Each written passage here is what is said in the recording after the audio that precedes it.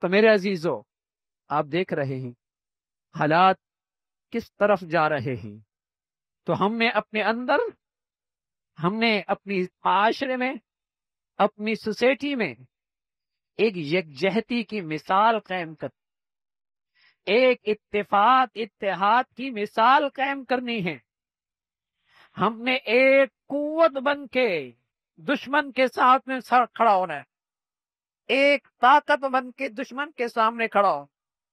دشمن جانتا ہے کہ اگر میری کامیابی ہو سکتی ہے تو دو صورتیں، ایک صورت تو یہی ہے کہ ان کے دلوں کے اندر موت کا خوف ڈال دو، موت کا خوف ڈال دو، اور دوسری صورت یہی ہے کہ ان کے اندر نفاق اور ان کے اندر افتراق ڈال دو۔ دشمن بھی جانتا ہے، وہ بھی ہمیں ان دنیا کی اس تاریخ میں بار بار آزما چکا ہے۔ وہ خوب جانتا ہے کہ کفر اور مشرک کبھی مسلمان کے ایمان کے ساتھ مقابلہ نہیں کر سکتے۔ کافر اور مشرک میدانوں میں کبھی مسلمانوں کے ایمان کا مقابلہ نہیں کر سکتا۔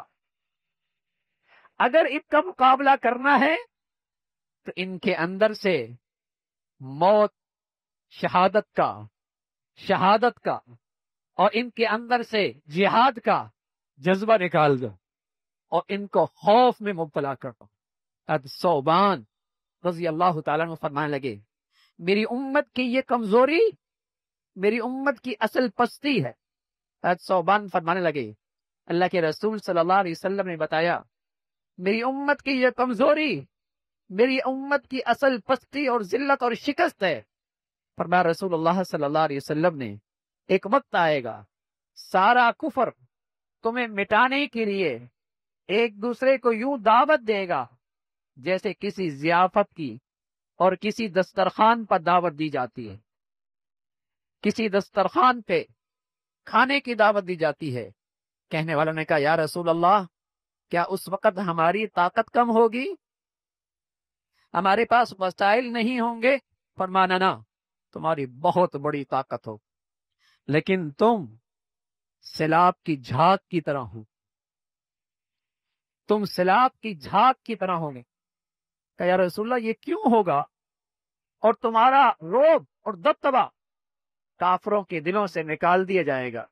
کہ یا رسول اللہ تعداد بھی بڑی، وسائل بھی بہت، افرادی قوت بھی بہت، پھر دشمنوں کے دلوں سے رعب کیوں نکلے گا؟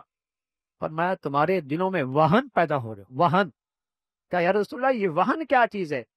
فرمایا حب الدنیا و کراہیت الموت، دنیا سے حد سے زیادہ محبت، زندگی کی حد سے زیادہ چاہت اور موت کا خوف۔ یہ مسلمان کے ایمان سے کوئی جوڑ نہیں رکھتا، یہ مسلمان کی عقیدہ آخرت سے کوئی جوڑ نہیں رکھتا۔ یہ بزدلی اور یہ موت کا ڈر، یہ عقیدہ آخرت سے اس کا کوئی جوڑ نہیں ہے۔